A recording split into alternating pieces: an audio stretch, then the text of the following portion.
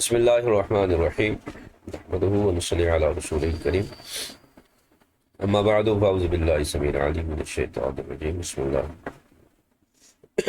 نواقض وضو میں کتاب الطہارت لیکچر نمبر 25 نیند اور کیفیت ہوش یعنی خواب، بے ہوشی، مدہوشی، جنون، اس کے احکام۔ تو نیند میں بیٹھے بیٹھے جھومنا، کوئی آدمی بیٹھے بیٹھے اگر سو گیا تو اس کا کیا حکم ہے؟ اگر وہ گرتے ہی سنبھل گیا تو وضو نہیں ٹوٹے گا، اور گر گیا اور گرنے کے بعد اس کی آنکھ کھلی تو پھر اس کا وضو ٹوٹ جائے گا۔ پھر ناعس اونگنے والا، تو اونگنے والا کی نیند جو ہے وہ نہیں ٹوٹتی، اس کا وضو نہیں ٹوٹتا، کیونکہ وہ اکثر باتیں جو ہے وہ اونگ میں کچھ جو اس کے آس پاس باتیں کی جائیں وہ نہیں سن رہا ہوتا ہے، اونگ میں نہیں وضو برقرار رہتا ہے۔ پھر ہے العتہ لا ينقض، یعنی خاطر العقل شخص، یعنی بے وقوف جسے کہتے ہیں، عقل میں جس کے فطور ہو، اس کا بھی وضو نہیں۔ انبیاء کرام کی نیند وہ بھی ناقض وضو نہیں ہے۔ بے ہوشی، جنون اور نشہ یہ ناقض وضو۔ کوئی آدمی بے ہوش ہو گیا، اغما اور غشی آئی کسی پر تو وضو ٹوٹ جائے گا۔ جنون یہ بھی ناقض وضو ہے، جنون کی وجہ سے عقل ختم، یعنی امتیاز اس میں ختم ہو جاتا ہے، یہ ناقض وضو ہے۔ اور نشے میں لڑکھڑاہٹ آ جائے کہ نشہ کر کے کوئی لڑکھڑانے لگے تو اس وقت ناقض وضو ہوتا ہے۔ پیچھے جو مسئلہ چلا تھا شراب پینا، تو شراب پینا ناقض وضو نہیں ہے، اگرچہ حرام ہے لیکن ناقض وضو نہیں ہے۔ پینے کے بعد جو نشہ آئے گا اور نشے کی وجہ سے جو لڑکھڑاہٹ آئے گی اس میں، وہ ناقض وضو ہے۔ اس کے بعد قہقے کے احکام، قہقہ لگا کے ہنسنا، نماز میں ہنسنا، تو نماز رکوع سجود والی ہے تو وہ نماز بھی ٹوٹ جائے گی اور وضو بھی ٹوٹ جائے گا۔ لیکن اس کی کچھ شرائط ہیں، وہ بالغ ہو قہقہ لگانے والا، نہ بالغ نہ ہو، بیداری میں وہ قہقہ لگائے، سوئے ہوئے کا قہقہ ناقض وضو نہیں ہے چونکہ وہ نیند سے پہلے ہی ٹوٹ چکا ہے۔ نماز کامل ہو یعنی رکوع سجود والی ہو، تو نماز جنازہ سجدہ تلاوت میں اگر قہقہ لگایا تو وضو نہیں ٹوٹے گا، نماز ٹوٹ جائے گی، وضو نہیں ٹوٹے گا۔ طہارت صغریٰ ہو یعنی وضو اور تیمم کی حالت میں نماز پڑھ رہا ہے تو وضو یا تیمم ٹوٹے گا، غسل جو ہے نا طہارت کبریٰ ہے، اس میں فرق نہیں آئے گا۔ تو یہ اس کی قہقے کے اثر کے مختلف صورتوں کو بیان کیا۔ نماز جنازہ میں قہقہ لگایا، وضو نہیں ٹوٹے گا، نماز ٹوٹ جائے گی۔ سجدہ تلاوت میں قہقہ لگایا، وضو نہیں ٹوٹے گا، سجدہ باطل ہو جائے گا۔ نماز کے سلام کے وقت عمدن قہقہ لگایا تو وضو ٹوٹ جائے گا، نماز ہو جائے گی، کیونکہ سلام کہنا واجبات نماز میں سے، فرائض میں سے نہیں ہے۔ اپنے ارادے سے نماز سے باہر آنا، خروج بصنعی، یہ جو ہے وہ فرض ہے۔ غسل کے دوران قہقہ لگایا تو وضو بعضوں نے فرمایا عقوبتاً ٹوٹ جائے گا، لیکن یہ درست نہیں ہے۔ اب یہاں غسل میں جمہور کا مذہب بیان کرتے ہیں کہ عقوبتاً ناقض وضو ہے، اس کو خانیہ فتح القدیر نہر نے راجح قرار دیا، لیکن یہ عقوبتاً ہے، سزا کے طور پر فقیر ہے۔ اشرفیہ میں اسی کو جمہور کا مذہب قرار دیا۔ پھر امام اور مقتدی کا قہقہ لگانا، تو مقتدی کا قہقہ، امام کے بعد مقتدی نے قہقہ لگایا، امام کا قہقہ، امام نے قہقہ لگایا یا عمدن حدث کیا تو مقتدی کا وضو نہیں ٹوٹے گا۔ اور اصح قول یہ ہے کہ عمدن کلام عمد کے بعد قہقہ لگانے سے، یعنی کلام کر دیا اس کے بعد اگر جو کلام سے نماز ٹوٹ جائے گی تو اب قہقہ لگانے سے وضو نہیں ٹوٹے گا۔ نماز حالت نماز میں قہقہ لگانے سے وضو، اس کے بعد مباشرت فاشرہ، اس کو بعد میں ہم کریں گے۔ اسی طرح یہ ایک شامی کے ساتھ اس کو تیار کیا پریزنٹیشن کو، اس میں تھوڑی سی وضاحت زیادہ ہے. یہاں نماز میں قہقہ تو 3 چیزیں بیان ہیں، ضحک، تبسم اور قہقہ. اس میں فرق ہے، قہقہ لگانے سے ٹوٹ جائے گا، ضحک خود سنے دوسرے نہ سنے، یہ ضحک ہنسنا ہے، یہ وضو کو نہیں توڑتا، نماز کو توڑ دیتا.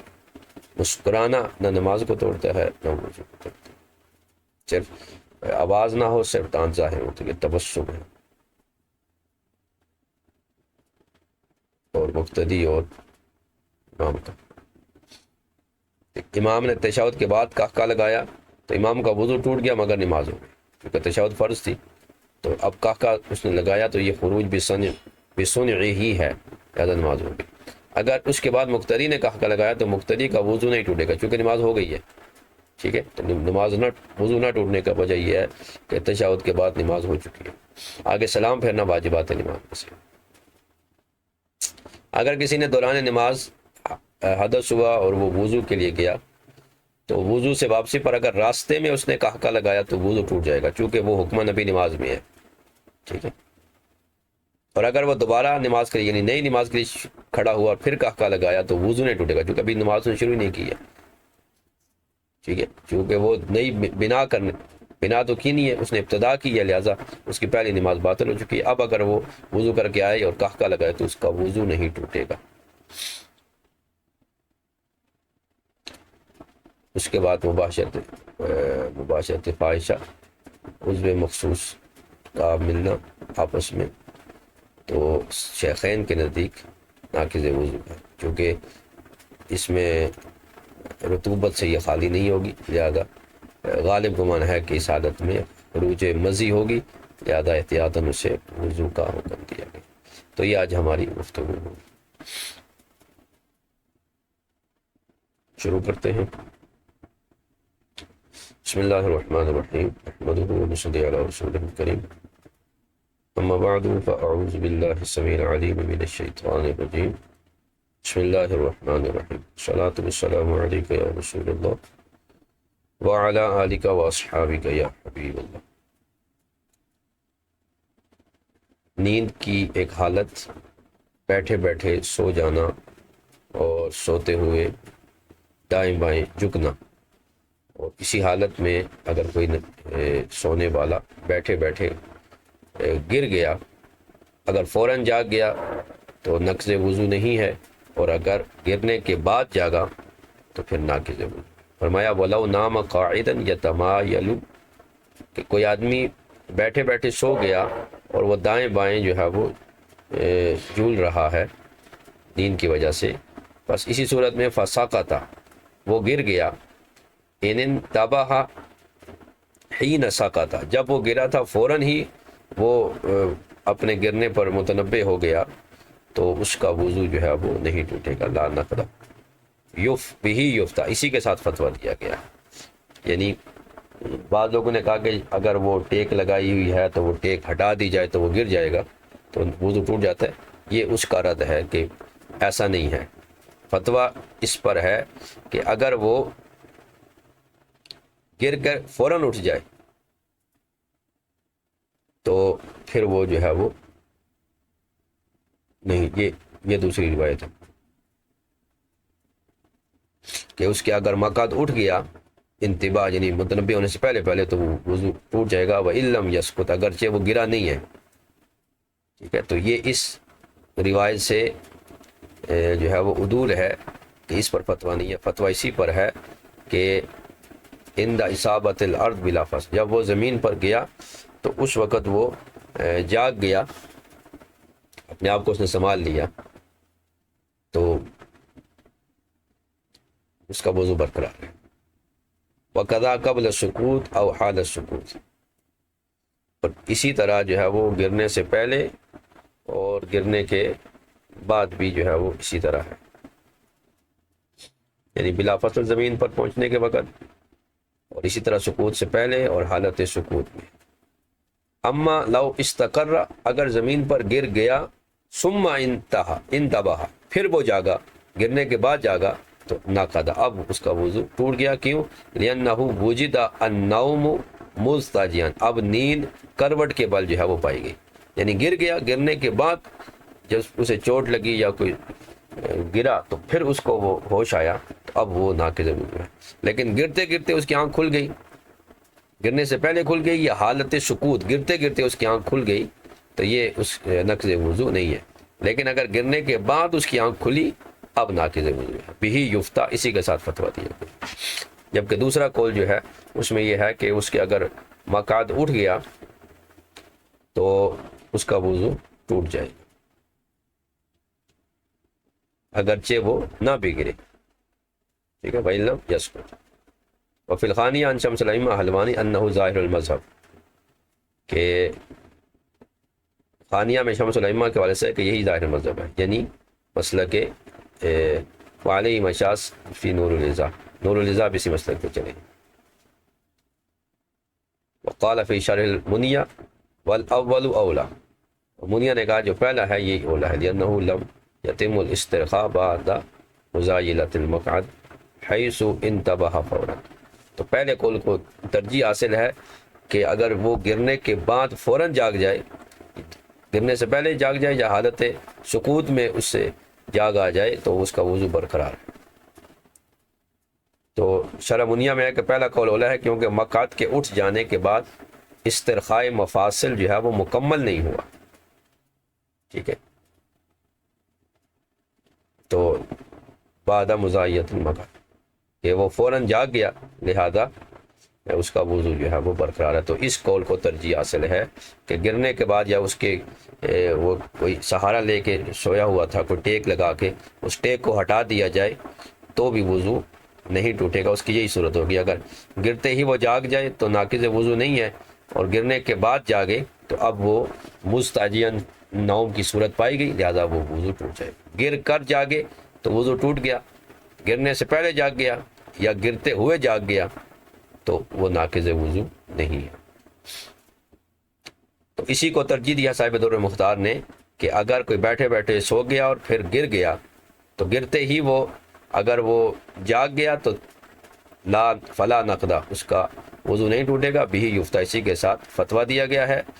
اور اس کو قیاس کیا گیا ہے کالناعس، اونگنے والے کی طرح، جس طرح اونگنے والا یفہم اکثر ما قیل عندہ، اس کے پاس جو کچھ کہا جائے اکثر باتیں وہ سمجھ رہا ہوتا ہے اونگنے والا، تو جس طرح اونگنے والے کا وضو نہیں ٹوٹتا، اسی طرح وہ آدمی جو بیٹھے بیٹھے سو گیا اور پھر وہ کبھی ایک طرف جھک رہا ہے کبھی دوسری طرف، اور پھر وہ گرنے سے پہلے جاگ گیا یا گرتے ہوئے جاگ گیا تو اس کا وضو بھی نہیں ٹوٹے گا۔ تو اونگنے والا، لیکن اس کے ساتھ بھی انہوں نے یہ شرط لگائی، یعنی اونگنے والا جب غیر متمکن ہو، یعنی کسی چیز کا سہارا لیے ہوئے نہ ہو۔ تو یہ یفہمو کا انہوں نے جو ہے وہ باہر سے اور شروع دایا وغیرہ سے اس کو لیا، کہ بعض نے تاترخانیہ میں ہے کہ یسمعو، بعض نے کہا سمجھتا ہو، بعض نے کہا کہ آواز تو اس تک آتی ہو، سمجھ آئی یا نائب محض آواز آتی ہو۔ تو النعاس لا ينقض الوضوء وهو قلیل النوم، تو نعاس جو ہے یعنی اونگنا جو ہے یہ غیر ناقض وضو ہے۔ فی الخانیہ، خانیہ میں ہے کہ یہ اونگنا جو ہے وہ غیر ناقض وضو ہے۔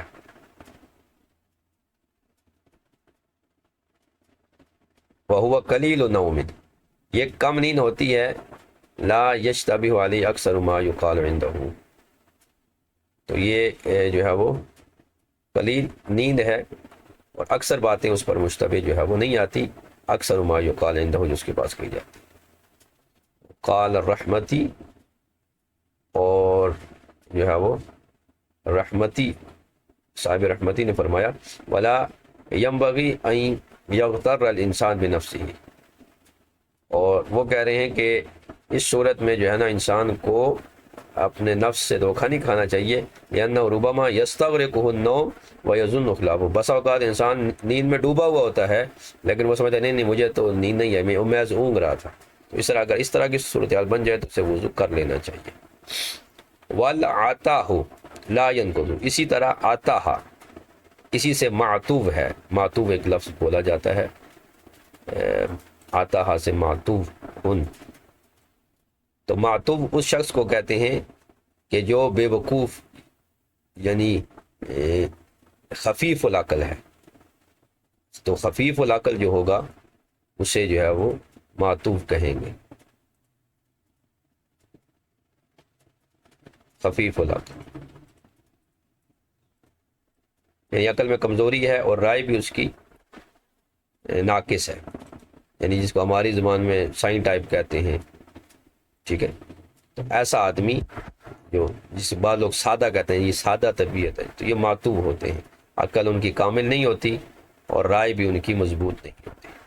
تو کہہ رہے ہیں کہ آتا یہ ایک آفت ہے کہ توجب الاختلال بالعقل، جو عقل کو عقل کے ساتھ جو ہے وہ اختلاط کو واجب کرتی ہے، یعنی عقل مختلط ہو جاتی ہے، وہ درست قائم نہیں رہتی، اس طرح کہ یسیر مختلط الکلام، اس کا کلام مختلط ہو جائے، کبھی صحیح بولنے لگتا ہے، کبھی الٹا کلام شروع کر دیتا ہے، یعنی کبھی صحیح گفتگو کر رہا ہوتا ہے اور کبھی جو ہے نا بے وقوفوں جیسی گفتگو شروع کر دیتا ہے، ٹھیک ہے، جس کو لوگ سائیں، پاگل وغیرہ کہہ رہے ہوتے ہیں۔ فاسد تدبیر، اور اس کی تدبیر بھی، رائے بھی فاسد ہوتی ہے، مگر لا یضرب ولا یشتم، لیکن ایک وہ پاگل ہوتا ہے جو گالی مارتا بھی ہے اور گالیاں بھی دیتا ہے، یہ جو معطوف جو ہوتا ہے نہ یہ مارتا ہے اور نہ یہ گالی گلوچ کرتا ہے، محض اس کے کلام میں جو ہے وہ ہذیان پایا جاتا ہے، یا جو ہے وہ اس کی رائے جو ہوتی ہے وہ مضبوط نہیں ہوتی، رائے میں جو ہے وہ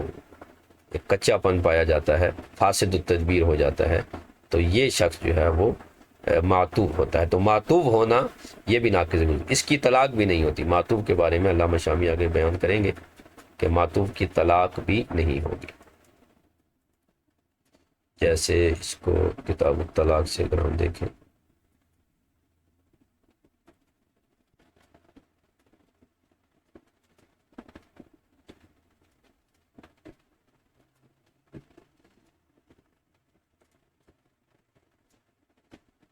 عاقل بالغ انہوں نے جب قید لگائی،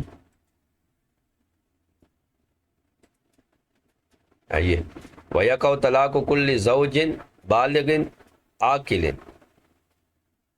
ہر عاقل بالغ شوہر کی طلاق واقع ہوگی اگرچہ وہ تقدیراً عاقل ہو، یعنی نشے والا، نشے والے کو جو ہے وہ تقدیراً عاقل بنائے گا، چونکہ وہ اس کی عقل برقرار نہیں ہوتی، لیکن زجراً شامل کیا گیا، چاہے وہ غلام ہو یا مکرہ ہو، زبردستی طلاق تو اس کی بھی طلاق ہو جائے گی۔ فَإِنَّ طَلَاقَهُ صحیح، طلاق صحیح ہے، لیکن مکرہ کا اقرار طلاق درست نہیں ہے۔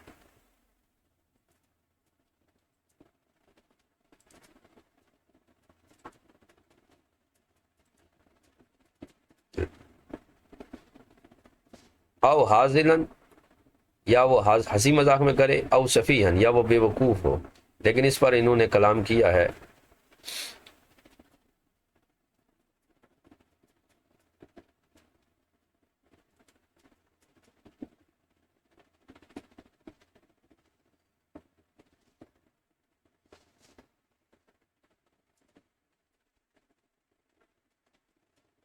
کہ اس کی جو ہے وہ طلاق جو ہے وہ نہیں ہوگی۔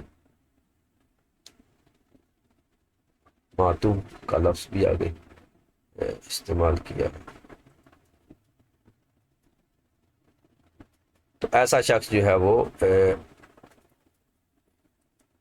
کامل العقل نہیں ہے، لہذا اس کی طلاق میں بھی جو ہے وہ کلام ہے، اور ناقض اس کا وضو بھی جو ہے وہ، البتہ اس کا وضو نہیں ٹوٹے گا، ناقض وضو جو ہے وہ نہیں ہوگا۔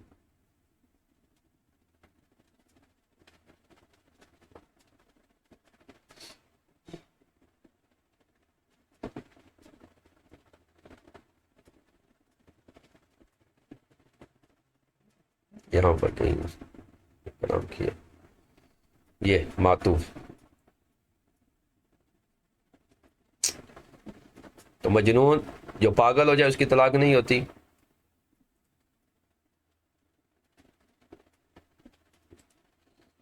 اور سبھی بچے کی طلاق نہیں ہوتی اگرچہ وہ مراہق ہو یا وہ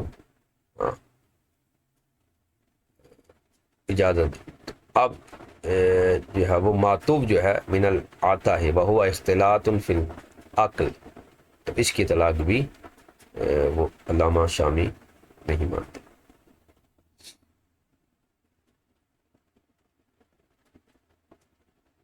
قلیل الفہم الماتوب ہوا قلیل الفہم المختلط الکلام الفاسد التدبیر لیکن لا یضرب ولا یشتم بخلاف المجنون، مجنون جو ہوتا ہے وہ مارتا بھی ہے، بسا اوقات پتھر مار رہا ہوتا ہے یا کسی کو مارنا شروع کر دیتا ہے اور گالیاں بھی دے رہا ہوتا ہے برا بلا، لیکن یہ جو ہوتا ہے یہ اس طرح نہیں ہوتا۔ تصرح الاصولیین بان حکمہ کالصبی، کہ معطوف کا حکم اصولیوں نے بیان کیا کہ یہ بچے کی طرح ہے۔ الا ان الدبوسی قال تجب علیہ عبادات احتیاطاً، علامہ دبوسی نے فرمایا کہ اس پر عبادات احتیاطاً واجب ہیں، بچے پر واجب نہیں ہے لیکن اس پر احتیاطاً واجب ہے۔ اور صدر اسلام نے اس کا رد کیا کہ وہ فرماتے ہیں کہ العطا نوع جنون، یہ جنون کی ایک قسم ہے، یہ حقوق تمام حقوق کی ادائیگی میں یہ مانع بنے گا، تو لہذا طلاق سے بھی یہ مانع بنے گا۔ تو یہ گفتگو طلاق سے متعلق تھی معطوف کی، کہ معطوف کی طلاق نہیں ہوگی لیکن وضو اس کا نہ طلاق ہوگی نہ اس کا وضو ٹوٹے گا۔ وَلَعَتَهُ لَا يَنْقُضُ، معطوف کا وضو نہیں ٹوٹے گا۔ کَنَوْمِ الْأَنْبِيَاءِ علیہ الصلوۃ والسلام، جیسے انبیاء کرام کی نیند مبارک جو ہے وہ ناقض وضو نہیں ہے، تو یہ مطلب شامی یہاں انبیاء کرام کی نیند کا غیر ناقص ہونا، صرف ہمارے نبی نہیں بلکہ تمام انبیاء کرام۔ صرح فی الکنیہ بأنہ من خصوصیاتہ، کنیہ نے ذکر کیا کہ یہ نبی پاک صلی اللہ علیہ وسلم کی خصوصیات میں سے ہے کہ آپ کی نیند وضو نہیں ٹوٹتی، اس لیے صحیحین میں یہ روایت ہے کہ ان نبی صلی اللہ تعالی وسلم نام حتی نفخ، نبی پاک صلی اللہ علیہ وسلم سو گئے اور سونے کی آواز، جس طرح سونے کی والی، اب وہ لفظ خراٹا تو نہیں کہہ سکتے لیکن جیسا سونے والے کی آواز آتی ہے نیند کی، اس طرح آواز سنی گئی کہ آپ سو گئے۔ ثم قام الی الصلاۃ، پھر آپ نماز کے لیے اٹھے، ولم یتوضا، اور وضو نہیں فرمایا۔ اس کا امام حضرت عبداللہ ابن عباس نے بیان کیا، چونکہ آپ اپنی خالہ حضرت ام میمونہ کے ہاں تشریف لے گئے تھے۔ اور پھر اس حدیث کے آخر میں دوسری روایت میں کہ ان عینی تنامان ولا ینام قلبی، میری آنکھیں سوتی ہیں میرا دل جاگتا رہتا ہے۔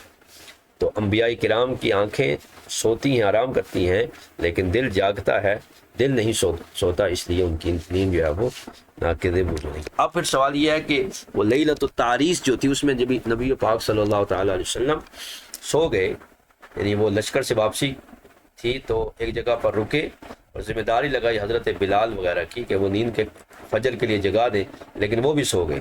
تو سب سے پہلے نبی پاک صلی اللہ تعالی علیہ وسلم اٹھے حتی طلعت الشمس، جب سورج طلوع ہو چکا تھا، تو آپ نے فرمایا کہ اٹھو یہاں سے، نماز فجر قضا ہو گئی ہے اور آگے چل کے قضا کرتے ہیں جہاں شیطان کا اثر ہوا ہے۔ تو اس پر کلام کرتے ہیں کہ قلب مصطفیٰ جو تھا وہ جاگ رہا تھا، ٹھیک ہے نا، تو یحس بالحدث وغیرہ وما يتعلق بالبدن، اور وَيُشْعِرُ بِهِ قَلْبٌ وَلَيْسَ طُلُوعُ الْفَجْرِ وَالشَّمْسُ مِنْ ذَلِكَ، یعنی حدث کو وغیرہ کو جو ہوتے ہیں ان کا تعلق بدن سے ہے، تو دل جاگتا ہے، اس لیے گویا دل کے کا جاگنا جو ہے وہ معنی حدث ہے، وہ حدوث جو بدن سے آ رہے ہیں۔ لیکن طلوع شمس کو جاننا یا طلوع فجر کو جاننا یہ قلب کے جو ہے وہ جاگنے سے نہیں ہے، بلکہ یعنی قلب سے اس کا ادراک نہیں ہوتا۔ انما یدرک بالعین، تو فجر طلوع ہو چکی ہے یا شمس طلوع ہو چکا ہے، یہ ہم دل سے نہیں جان سکتے، یہ آنکھوں دیکھنے سے ہی ہوگا، جبکہ آنکھیں سوئی ہوئی تھی۔ تو اس لیے لیلۃ التعریس میں اب یہ کر سوال کرے گا، اگر حضور کی آنکھیں جاگ رہی تھی، آنکھیں سو رہی تھی، دل جاگ رہا تھا، تو پھر آپ لیلۃ التعریس میں نماز قضا کیوں ہوئی؟ تو اس کا جواب یہ ہے کہ سورج کا طلوع ہونا یا فجر کا طلوع ہونا، اس کا ادراک دل سے نہیں کیا جاتا، اس کا ادراک آنکھ سے کیا جاتا ہے۔ تو آنکھ مبارک جو ہے وہ آرام فرما تھی، اس لیے وہ نماز قضا ہوئی۔ ھذا هو المشہور فی کتب المحدثین والفقہاء کذا فی شرح التہذیب۔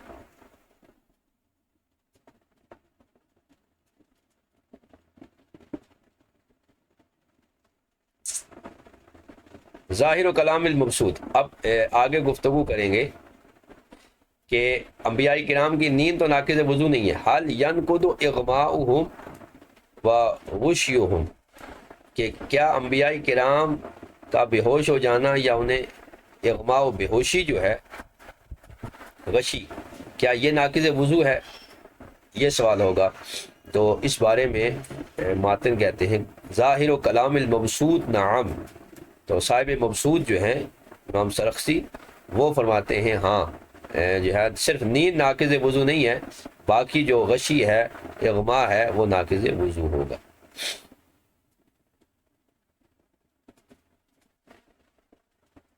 قضا فی شرح شیخ اسماعیل انشر الکنز ابن شلبی قال بعض الفضلاء، بعض فضلاء نے فرمایا کہ فی ہے ان علت عدم النقص بنومہم ہی حفظ قلوبہم، کہ نیند سے وضو نہ ٹوٹنے کی جو علت ہے نا وہ ہے دل کا محفوظ ہونا، کہ دل نیند سے محفوظ ہے، دل نہیں سوتا، اور یہ علت حالت اغما میں بھی موجود ہے، لہذا اغما کی حالت میں بھی وضو نہیں ٹوٹنا چاہیے۔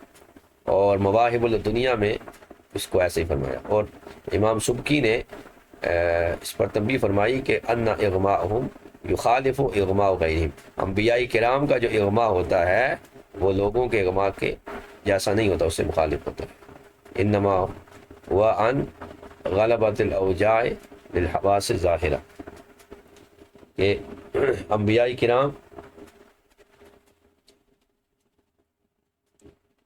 کا جو اغما ہوتا ہے وہ لوگوں سے مختلف ہوتا ہے، کہ یہ تکلیف کے غلبے کی وجہ سے حواس ظاہرہ کے لیے ہوتا ہے، دل کے لیے نہیں ہوتا۔ یعنی انبیاء کرام کو جو اغما آتا ہے وہ کسی تکلیف کی وجہ سے حواس ظاہرہ پر وہ آتا ہے دون القلب۔ وقد ورد تنام اعینہم لا قلوب، کہ ان کے دل سوتے ہیں، آنکھیں سوتی ہیں، دل نہیں سوتے۔ فاذا حفظت قلوبہم من النوم، پر جب دلوں کو نیند سے، جو اغما سے کم تر سچویشن ہے، صورتحال ہے، نیند سے جب دلوں کو محفوظ کر دیا گیا، نیند سے ان کے دل نہیں سوتے، تو ہوا اخف من الاغما، جو نیند جو ہے وہ اغما سے کم تر ہے، فمنہ بالاولا، تو اغما سے وضو نہ ٹوٹنا یہ زیادہ اولا ہے۔ اس کو عبدالرزاق نے بتایا۔ وفی القسطانی لا نقد من الانبیاء علیہ السلام، قسطانی نے بھی روایت کیا کہ انبیاء کرام کے لیے یہ اغما وغیرہ ناقض وضو نہیں ہے۔ ومقتضاہ التعمیم فی کل النواقض، یہ جو لا نقد ہے نا اس میں جو عموم ہے تو یہ ہر نواقض کے لیے، یعنی یہ بھی ایک رائے ہے کہ انبیاء کرام کے نواقض وضو نہیں ہوتے، انبیاء کرام جو وضو کرتے ہیں وہ خصوصاً نبی پاک صلی اللہ علیہ وسلم وہ امت کے لیے کرتے ہیں، کہ امت کو پتہ چل جائے کہ یہ نقض وضو ہے، اس سے وضو کرنا چاہیے۔ لیکن نقلت تحتاوی، تا سے مراد تحتاوی ہیں، انہوں نے شرح شفا ملا علی قاری سے نقل کیا کہ الاجماع علی انہ صلی اللہ علیہ وسلم فی نواقض الوضو کالامت، کہ انبیاء کرام نبی پاک صلی اللہ علیہ وسلم کے بھی نواقض وضو ہوتے ہیں جیسے امت کے ہیں، الا ما صح من استثناء النوم، ہاں مگر جو نیند کا استثناء کرا دیا نا کہ تنام عینا یا ولا ینام قلبی، اس کا استثناء موجود ہے۔ اس کے علاوہ جو باقی نواقض ہیں جیسے امت کے ہیں، نبی پاک صلی اللہ تعالی علیہ وسلم کے بھی ایسے ہی ہیں۔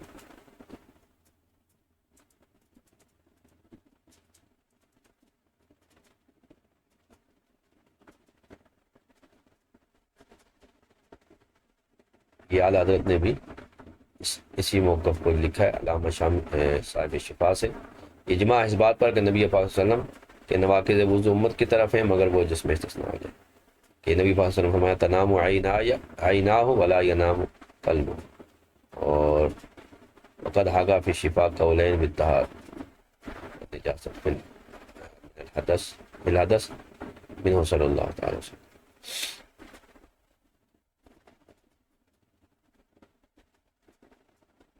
اب کہہ رہے ہیں کہ قول فصل اعلیٰ حضرت فرماتے ہیں میرے نزدیک یہ ہے کہ لا نقد منہم صلی اللہ تعالی وسلم بالنوم والغشی ونحوی ما مما یحکم علیہ بالحدث لمکان الغفلت، کہ نبی پاک صلی اللہ علیہ وسلم کے ناقض وضو ہونے نیند یا غشی وغیرہ پر حدث کا حکم غفلت کی جگہ پر نہیں لگایا جائے گا۔ اما النواقض الحقیقیہ منا فتنتقد منهم ایضا صلوات اللہ تعالی علیہم لا لانہا نجست کلا، بل ہی طاہرۃ بل طیبۃ حلال الاکل والشرب لنا من نبی صلی اللہ تعالی وسلم کما دل علیہ غیر ما. یعنی اعلیٰ حضرت بھی فرماتے ہیں کہ نواقص جو انبیاء کرام کے ہیں جن سے وضو کرتے ہیں وہ ہمارے نواقص کی طرح نہیں ہیں، نجس نہیں ہیں، ٹھیک ہے، بلکہ وہ طاہر ہیں، پاک بھی ہیں. ان کا کھانا پینا ہمارے لیے حلال ہے. یعنی نبی پاک صلی اللہ علیہ وسلم کا بول مبارک صحابہ کرام نے نوش کیا، اس پر حدیث موجود ہے.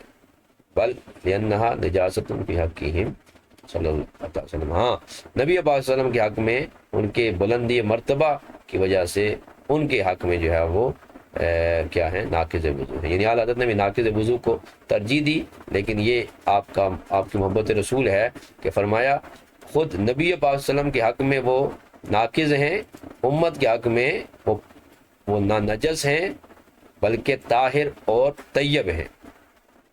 لہذا ان کیا جی حلال الاکل و شرب لانا. اس پر پھر احادیث جو موجود ہیں یہ خصائص میں امام سیوطی نے نقل کی.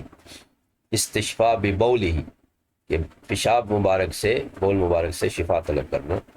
یہ روایت ہے جی ام ایمن جو حضور کی کنیز تھی، فرماتی ہیں قام النبی صلی اللہ علیہ وسلم من اللیل الی فخارۃ فی جانب البیت فبال فیہ. ایک برتن تھا، حضور نے اس میں پیشاب فرمایا.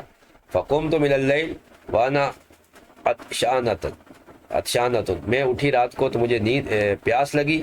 فشربت ما فیہا، تو اس برتن میں جو تھا یعنی بول مبارک میں نے اسے پی لیا.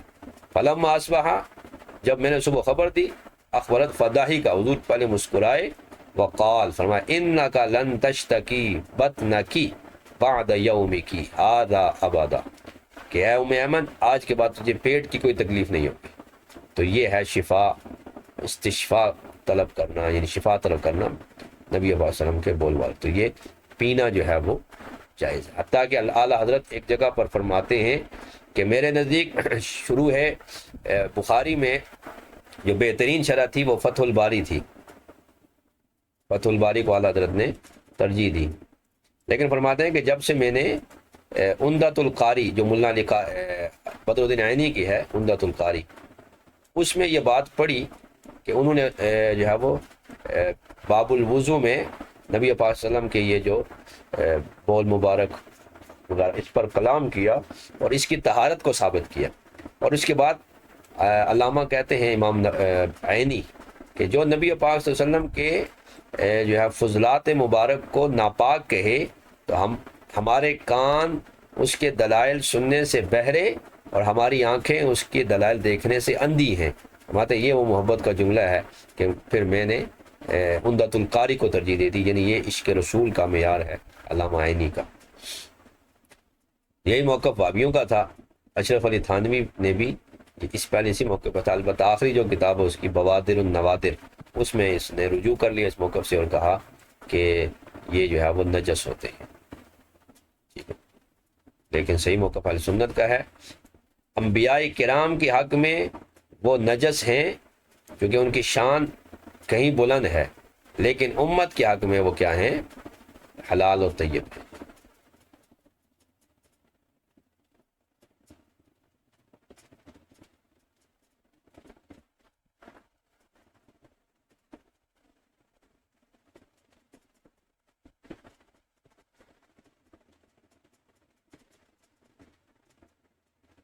یہ انہوں نے ایک طویل کلام جو ہے اس میں کیا.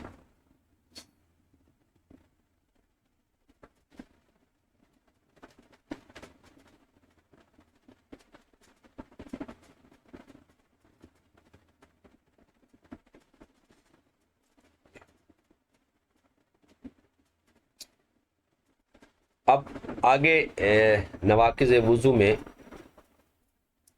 جو نیا آئے گا نقض وضو وہ ہے اغماء اور بے ہوشی. وَيَنْقُضُهُ اغماء وَمِنْهُ الغشی وجنون. اور ناقض وضو میں الغشی اغماء ہے اور اسی سے غشی ہے، الغشی وجنون اور جنون ہے. الغشی کا مطلب ہے تعطل القوا المتحرکہ والحساسہ لضعف القلب من جوع او غیرہ، یعنی غشی کہتے ہیں، جسے کہتے ہیں نا غشی کہتے ہیں، غشی پڑ گئی ہے جی، یعنی جس کا بی پی لو ہو جائے یا شوگر لو ہو جائے جسے، تو وہ اس کو ہم کہہ سکتے ہیں کہ یہ وہ لوگ ہیں کہ جن کے اعضاء معطل ہو چکے ہیں. کہ اس آدمی کی شوگر لو ہو گئی یا بھوک کی وجہ سے، دل کے ذوق کی وجہ سے قوائے محرکہ، یعنی اس کو آپ ہارٹ اٹیک بھی کہہ سکتے ہیں، اور حساسہ کا کیا ہو جانا، معطل ہو جانا، دل کے ذوق کی وجہ سے، یعنی اس کو ہارٹ اٹیک ہو گیا، دل کی کوئی تکلیف ہو گئی کہ وہ بے سدھ ہو گیا، بے جان سا ہو گیا، تو یہ بھی ناقض وضو ہے. تو وشی بھی ہے اور غشی بھی ہے. غشی تو یہ کیا ہے؟ کونہ نوعا من الاغماء، یہ اغماء یعنی بے ہوشی ہی کی ایک قسم غشی بھی ہے. جیسے کوئی کھڑے کھڑے اس کو چکر آ گیا اور گر پڑا، تو یہ بھی غشی ہے، یہ بھی ناقض وضو ہے. جس طرح بے ہوش ہو جانا، اسی طرح غشی کھا کے گر جانا، یہ بھی ناقض وضو ہے. اس کی مختلف صورتیں ہو سکتی ہیں. آگے علامہ شامی فرماتے ہیں مگر فقہا نے اس میں فرق کیا جیسے اطباء کرتے ہیں. کہ وہ کیسے کیا جی؟ کہ اس میں فرماتے ہیں کہ اگر بأنه إن كان ذلك تعطل لضعف القلب واجتماع الروح إليه بسبب يخنقه في داخله فلا يجد منفزعا فهو الغشي. اگر یہ تعطل قوا دل کی کمزوری کی وجہ سے ہو اور سانس ایک جگہ رک گیا ہے، جسے ہم ہارٹ کا مریض کہہ سکتے ہیں، ہارٹ اٹیک کہہ سکتے ہیں، اس طرح کی سانس اسے نہیں آ رہا، تو سانس نکلنے کی کوئی جو ہے نا سانس اس کا رک گیا ہے، تو یہ غشی ہے. وَإِنْ امتلاء بطون الدماغ من بلغم فهو اغماء. اور دوسری صورت یہ ہے کہ اگر یہ تعطل دماغ میں بلغم کے بھر جانے کی وجہ سے ہوا تو یہ اغماء ہے. ثم لما كان سلب الاختیار فی الاغماء اشد من النوم، پھر جو اختیار کا سلب ہونا ہے بے ہوشی میں وہ نیند سے زیادہ ہے. تو جب نیند ناقض وضو ہے تو اغماء جو ہے وہ بطریق اولا ہوگا. والجنون، اب جنون کسے کہتے ہیں؟ صاحبہ مسلوب العقل، جنون والا جو ہوتا ہے وہ مسلوب العقل، اس سے عقل سلب ہو جاتی ہے، بخلاف اغماء کے. اغماء میں عقل سلب نہیں ہوتی، مغلوب ہو جاتی ہے. والاطلاق دال علی ان القلیل فی کل منہما ناقض، جنون کو مطلق ذکر کیا تو یہ اس بات پر دلیل ہے کہ جنون اور اغماء چاہے قلیل ہو یا کثیر ہو، ان میں سے ہر ایک جو ہے وہ ناقض وضو ہے. کیوں کہ اغماء اور جنون یہ دونوں نو میں مستجعان سے بڑھ کر ہیں، لہذا ناقض وضو. وسکر، اور اسی طرح نشہ، اور نشے میں کیا ہے؟ بیان یدخل فی مشیہ تیامل، کہ چلنے میں وہ لڑکھڑائے، تب جو ہے وہ ناقض وضو ہوگا. اور یہ نشہ صرف شراب کے ساتھ نہیں ہے، بلکہ ہر حرام چیز، ہر نشہ آور چیز کے کھانے کے ساتھ ہے. ولو باکل حشیشۃ، اگرچہ اس نے حشیش کہتے ہیں بنگ، اگر اس نے بنگ کھائی، اس میں آپ چرس اور دیگر جو نشے آج کل پائے جاتے ہیں وہ سارے جو ہے وہ شامل ہوں گے. آئس ہو گئی اور یہ ساری چیزیں جس کے ساتھ جو ہے وہ لڑکھڑانا پایا جائے جس نشے کے بعد، تو وہ نشہ حرام بھی ہے اور وہ ناقض وضو بھی ہے. اب شکر کی تعریف کرتے ہیں، ہوا حالت تعرض للانسان من امتلاء دماغه من الابخرۃ متصاعدہ من الخمر، یعنی شراب کی وجہ سے جو انسانی دماغ کی طرف جو ہے اٹھنے والے بخارات ہیں نا، وہ جب دماغ میں جمع ہو جاتے ہیں تو اب جو ہے وہ فیتعطل معه العقل الممیز من الامور الحسنہ والکبیحہ، تو پھر عقل جو ہے امور حسنہ اور امور کبیحہ میں فرق کرنا چھوڑ دیتی ہے. یعنی وہ شراب سے اٹھنے والے بخارات وہ دماغ میں جا کے جمع ہو جاتے ہیں تو عقل جو ہے وہ اچھے برے میں تمیز کرنا چھوڑ دیتی ہے، تو یہ نشہ ہے. تو اس میں جو ہے وہ بیاکل الحشیشہ یعنی بھنگ کھانے کو بھی اس میں شامل کیا. اب اس کی مقدار میں اختلاف ذکر کرتے ہیں نشے کی، تو کہہ رہے ہیں اس کی تعریف میں اختلاف ہے. وفی الایمان والحدود، یعنی کتاب الایمان میں اور کتاب الحدود میں. فقال الامام، امام صاحب نے فرمایا انہ سرور یزیل العقل، کہ نشہ ایک سروری کیفیت ہے، یعنی جب نشے میں ہوتا ہے تو وہ ایک سرور میں چلا جاتا ہے، اسے ہوش ہی نہیں رہتا کہ وہ کیا کر رہا ہے، نشے میں ہے تو اس میں عقل زائل ہو جاتی ہے، اور اس پھر صورت کیا ہوتی ہے، فلا یعرف بہ السماء من الارض، وہ زمین آسمان کو نہیں پہچان سکتا، یہ جب کیفیت بنے گی تو وہ نشہ ہوگا امام اعظم کے نزدیک، ولا طول من الارض، یعنی نہ لمبائی چوڑائی کے درمیان فرق کر سکتا ہے، وخوطب زجرا لہو، تو اس کو جو ہے وہ زجرن مخاطب کیا جائے گا۔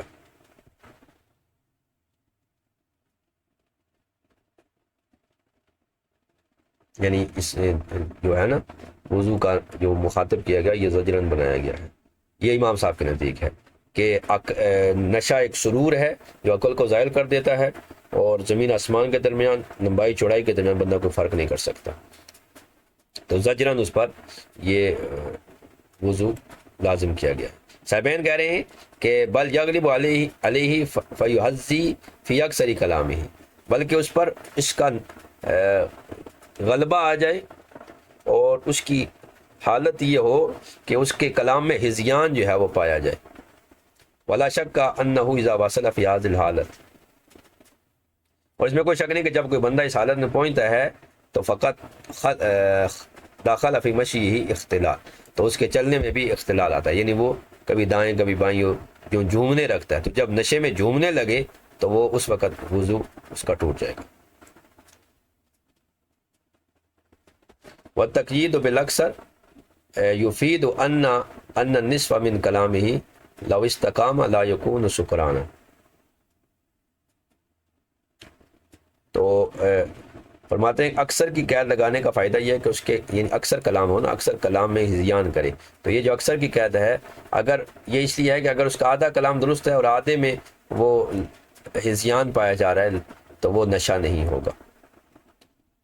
فقد رجحوا قولہما، تو فتویٰ جو ہے وہ صاحبین کے قول ہے پر ہے کہ جس کے کلام کا اکثر حصہ ہذیان پر یا نا اول فول بک رہا ہے اس پر مبنی ہو اور پھر چلنے میں وہ لڑکھڑائے تو وہ حالت نشہ میں ہے، تو صاحبین کے قول کو ترجیح دی گئی ہے ابواب ثلاثہ میں۔ ٹھیک ہے، تو تین ابواب میں یعنی طہارت میں، کتاب الایمان میں اور حدود وغیرہ میں ترجیح دی گئی، اور فتح القدیر کا اکثر مشائخ جو ہے وہ صاحبین کے قول پر ہیں اور فتوے کے لیے صاحبین کے قول کو اختیار کیا، اور پھر نواقض مجتبہ میں ہے کہ صحیح صاحبین کا قول ہے۔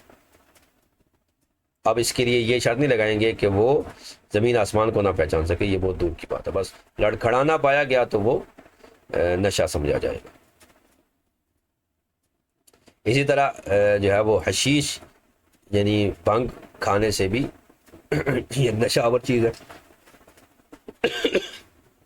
اس سے بھی اگر نشہ آیا تو وضو کا حکم دیا جائے گا، اور اس حالت میں طلاق بھی ہو جائے گی، یعنی ہر وہ نشہ جو حرام ہے، حرام جو نشے ہیں ان کے کھانے سے، ان کے استعمال سے اگر جو نشہ آئے گا جو حرام چیزیں ہیں تو اس سے طلاق ہو جائے گی، اور جو نشہ مباح ہے، یعنی مباح کا مطلب یہ ہے کہ کوئی ایسی چیز اس نے کھا لی کہ جس سے اسے نشہ آ گیا، مثلا کوئی اس نے انجیکشن لگوایا تو اس کی وجہ سے اس کا دماغ خراب ہو گیا، یا کوئی ایسی اس نے میڈیسن کھا لی، زیادہ کھا لی جس کی وجہ سے اس کا وہ ایک نشے کی صورت میں آ گیا، تو اس وقت اس کی طلاق نہیں ہوگی۔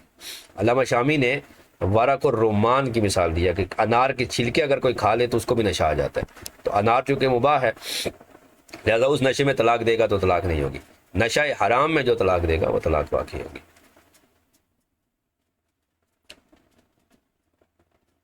تو یہاں تک آج کی گفتگو کو رکھتے ہیں، اس سے آگے پھر انشاءاللہ قہقہ، اور یہ کافی لمبی گفتگو ہے، اس کو انشاءاللہ پھر ہم اگلی کلاس میں یہاں سے شروع کریں گے۔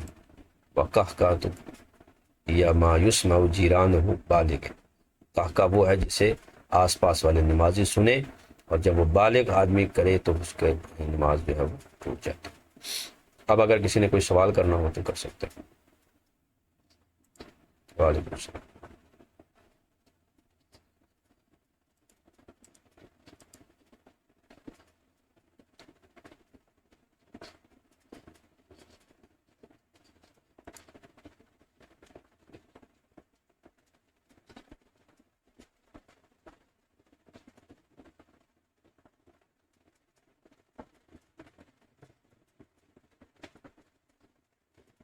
نہیں نکاح تو ہو جائے گا، لیکن نا بچے کا نکاح ہو جاتا ہے، ولی کرائے گا نا، تو بچے کا نکاح ولی، اب بچے کی طلاق نہیں ہوتی، اگرچہ وہ مراہق ہو یعنی قریب البلوغ بھی ہو پھر بھی بچے کی طلاق نہیں ہوتی، لیکن بچے کا نکاح ہو جاتا ہے تو اس کی ولایت ہوگی، یعنی اس کا وکیل ہوگا بچے کی طرف سے۔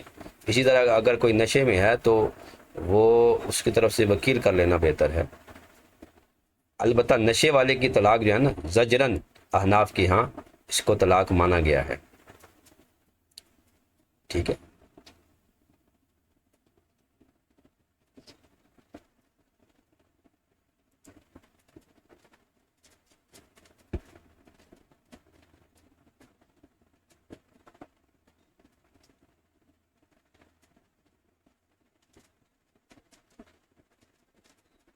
نشے میں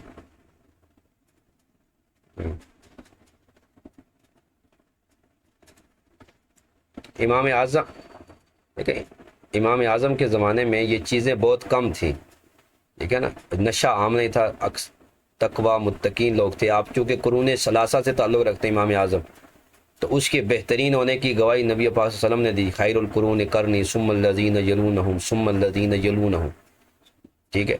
تو اس وقت یہ چیزیں نشہ اور یہ چیزیں کم تھیں، اس لیے اگر کوئی آدمی نشہ کرتا تھا تو اس کی صورتحال یہ پہنچ جاتی تھی کہ وہ ایسی حالت میں پہنچ جائے کہ اسے زمین آسمان میں کوئی فرق نہ نظر آئے، یعنی لوگ عادی نشئی نہیں تھے۔ لیکن صاحبین کا جب دور آیا تو عرف بدل گیا، مزاج بدل گئے، حالات بدل گئے، حکومتیں تک بدل گئی۔ امام اعظم کے زمانے میں جو تھے وہ بنو امیہ تھی، اور نئی نئی بنو عباس آئی تھی، اور صاحبین کے زمانے میں تو بنو عباس نے پھر ایک پورا سلسلہ، پھر وہ فلسفے کو کنورٹ کیا، وہ اور بہت ساری چیزیں جو ہے وہ آ گئیں۔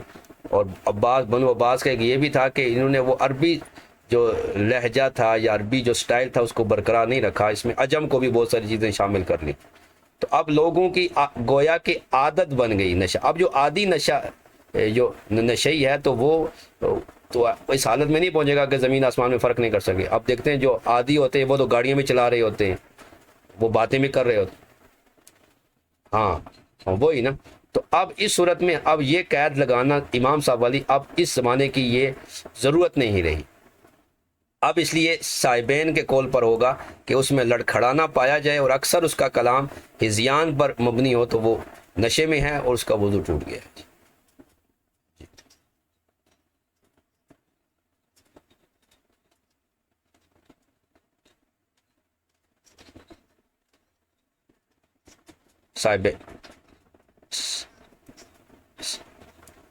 صاحبین کے قول پر ہے نا، جو عرف بدل گیا ہے امام صاحب کے، میں یہی تو عرض کر رہا ہوں کہ امام صاحب کے عرف میں جو تھا نشہ شراب بہت کم لوگ کرتے تھے، جب بہت کم ہوتا تھا تو وہ جب ایسا آدمی جو نشے کا عادی نہیں ہے وہ ایک دفعہ نشہ کر لے، اس کو پہلی دفعہ جب نشہ کرایا جائے تو اس کا یہی ہوگا، دماغ گھوم جائے گا، زمین آسمان میں اس سے کوئی فرق نہیں رہے گا۔ لیکن جب عادی بن جائے گا تو پھر وہ اس کی یہ حالت نہیں رہے گی۔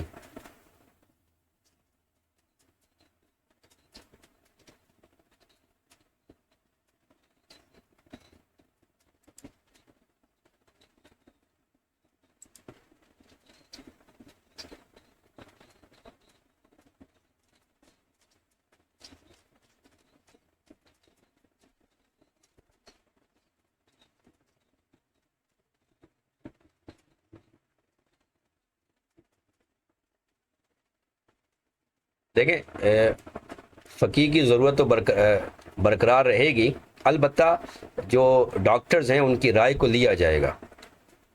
پہلے یہ قید لگاتے تھے کہ وہ غیر فاسق ہو، یعنی طبیب غیر فاسق، لیکن اب چونکہ عرف اتنا بن چکا ہے کہ اب غیر فاسق طبیب کو کہاں ڈھونڈیں گے، تو اب دعوت اسلامی کی بھی کتابوں میں جب روزے کے مسائل میں آتا ہے کہ ایسا مریض جو روزہ نہیں رکھ سکتا اسے کوئی ایسا ڈاکٹر جو غیر فاسق ہو وہ بیان کرے کہ تم روزہ نہیں رکھ سکتے، وہ روزہ چھوڑ سکتا ہے۔ لیکن غالباً اب جو آ رہی ہیں کتابیں فضائل رمضان پر یا فضائل صوم پر یا فیضان رمضان جو کتاب ہے اس میں غالباً صرف ڈاکٹر ہے کہ ماہر ڈاکٹر کہہ دیں۔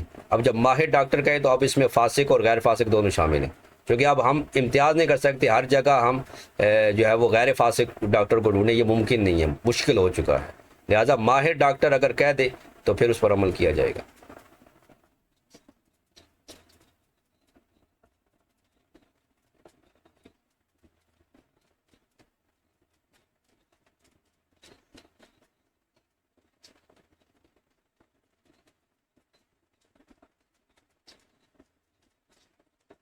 جی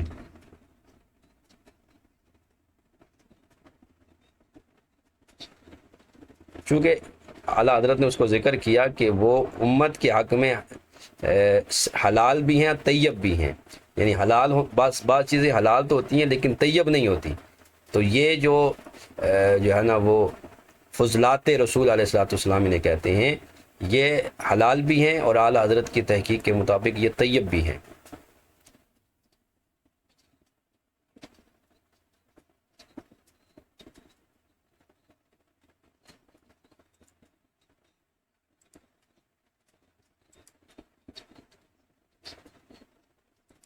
جی جی جی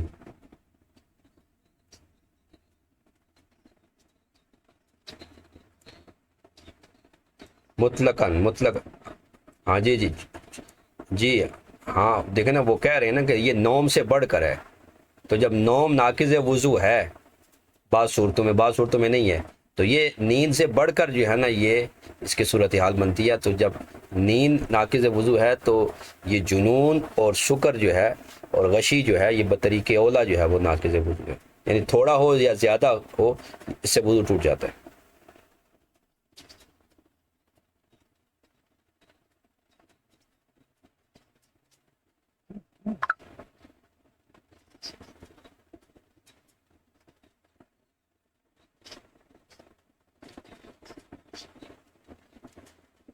ہاں وضو معتبر ہوگا، ٹوٹنے میں اختلاف ہے۔ اب یہی وجہ نا یہاں پر ذکر کیا تھا کہ وہ بچے کی طرح ہے، یعنی اسے نماز وغیرہ پڑھنے کا حکم دیا جائے گا لیکن اس پر واجب نہیں ہے، ٹھیک ہے، یہ پہلے گفتگو ہوئی تھی۔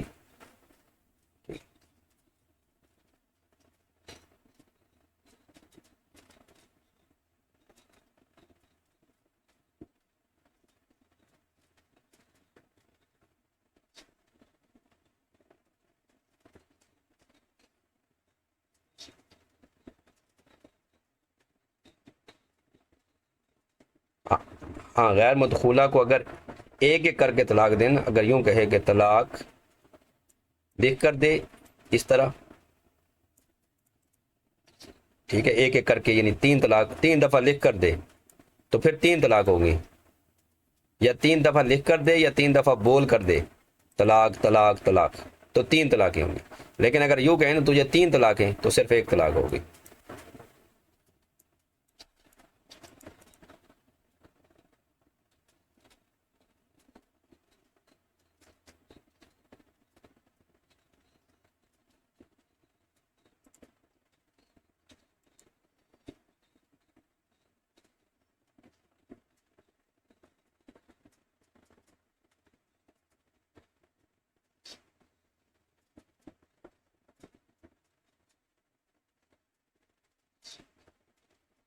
نہیں جی جی، وہ قاعدہ آپ پڑھیں گے آگے اشفاء والنظائر میں کہ جو چیز یقین سے ثابت ہو شک سے ختم نہیں ہوتی۔ ہوا خارج ہونے کا شک ہو گیا، تو جب تک یقین نہیں ہوگا یا غالب گمان نہیں ہوگا وضو نہیں ٹوٹے گا، ٹھیک ہے۔